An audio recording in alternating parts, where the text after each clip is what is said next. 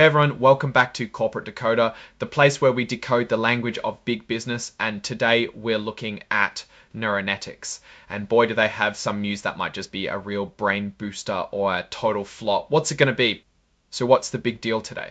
Well, Neuronetics, a company focused on medical devices specifically for brain conditions, dropped a report that tells us about a pretty significant change in their leadership. Think of it as a major tune-up for the company's engine room, and we'll also see if their financial guidance is still on track. Alright, first things first, the big news is a new Chief Financial Officer, or CFO, named Steven Pfanstiel. He's stepping in to manage the company's money matters. Why is a CFO important? They're like the financial quarterback calling the plays for how the company earns, spends, and invests. A good CFO can steer a company toward growth, while a shaky one can lead it into rough waters. Mr. Pfanstiel isn't new to the game. He's 52 and comes with a good chunk of experience. Most recently, he was at Marinus Pharmaceuticals, also in the health sector, where he held both CFO and Chief Operating Officer roles. That means he knows how to manage finances and also keep the operations running smoothly. Before that, he was at LifeScans, a diabetes company, and before that, Optinose, a specialty drug company, and even Johnson & Johnson in different finance roles. So he's got a resume dotted with experience in various parts of the healthcare and medical device world. This suggests he understands the challenges these kinds of companies face and also keep the operations running smoothly. Before that, he was at LifeScan, a diabetes company, and before that, Optinose, a specialty drug company. And even Johnson & Johnson in different finance roles. So he's got a resume dotted with officers' roles. So he's got a resume dotted with experience in various parts of the healthcare and medical device world. This suggests he understands the challenges these kinds of companies face. Let's talk about his pay package. He's starting with an annual base salary of $480,000. That's a solid income. On top of that, he's eligible for a bonus that could be half of his salary. This bonus structure, where it's tied to company performance, is pretty standard. It's meant to motivate the CFO to work hard and make decisions that benefit the company's bottom line.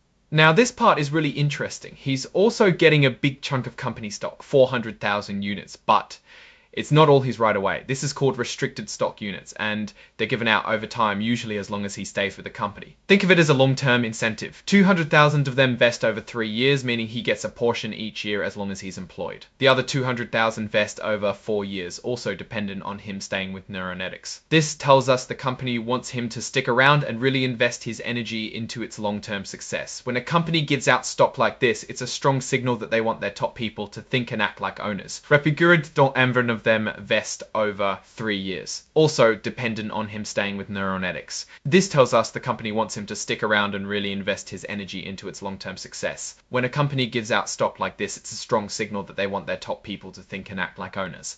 And what if things don't work out? The report also mentions severance.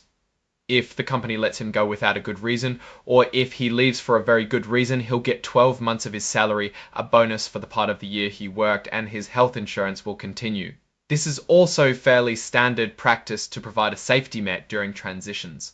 The company also put out a press release to share the news about Mr. Pfanstiel's appointment. This is just good practice to keep everyone informed, especially investors. And in that same announcement, they basically said that their financial predictions for the next quarter and the entire year are still the same. This is important because it shows they feel confident in their future performance, even with a new CFO. It's like saying, don't worry, the ship is still on course. Now, let's quickly look at how the company's stock is doing. Their common stock is traded on the Nasdaq Global Market under the symbol STIME. The ticker symbol is like a company's nickname on the stock market. This report, this Form 8K, is primarily used to announce big, important events that shareholders need to know about right away, like this CFO change. This section is for disclosures that might be important for everyone to know, often because of press releases. It's like giving the public a heads up on important company news that isn't necessarily a legal requirement, but is good practice to share. And finally, this part just lists the documents that are being filed along with the report, like the offer letter for the new CFO and that press release we just talked about. So what's my take on all this? The appointment of Steven Pfanstiel as the new CFO seems like a solid move. His extensive experience in the healthcare and pharmaceutical industries, especially in finance and operations, should be a big asset for Neuronetics. The fact that he's coming in with a significant stock grant tied to his continued employment shows a commitment from both sides. This is usually a positive sign, suggesting that the company believes in its future prospects and wants Mr. Pensteal to be a long-term partner in that journey. The reaffirmation of their financial guidance is also encouraging. It means that despite this leadership change, the company doesn't see any immediate red flags or reasons to alter its outlook. This stability is important for investor confidence, showing that the business operations are running smoothly enough that a change at the top isn't causing immediate disruption to their financial projections. However, we don't have the detailed financial tables themselves in this specific filing. This report focuses primarily on the executive appointment and the reaffirmation of guidance.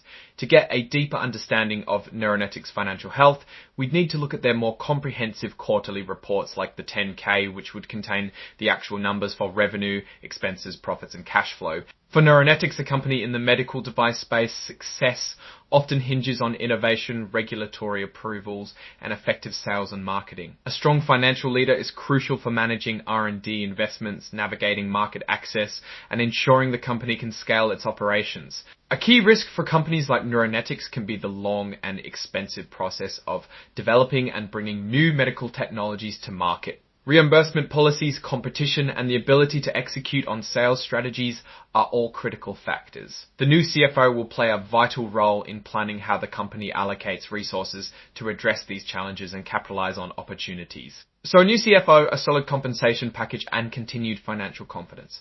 On the surface, it looks like Neuronetics is making a strategic move to strengthen its financial leadership and maintain its forward momentum. But as always, we'll be keeping a close eye on their upcoming financial reports to see how Mr. Pensteal's tenure progresses.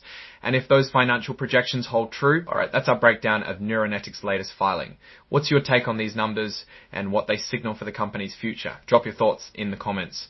If this analysis was valuable, hitting that like button really helps, and subscribe for more deep dives. Don't forget to check out the Discord in the description. Thanks for watching. See you next time.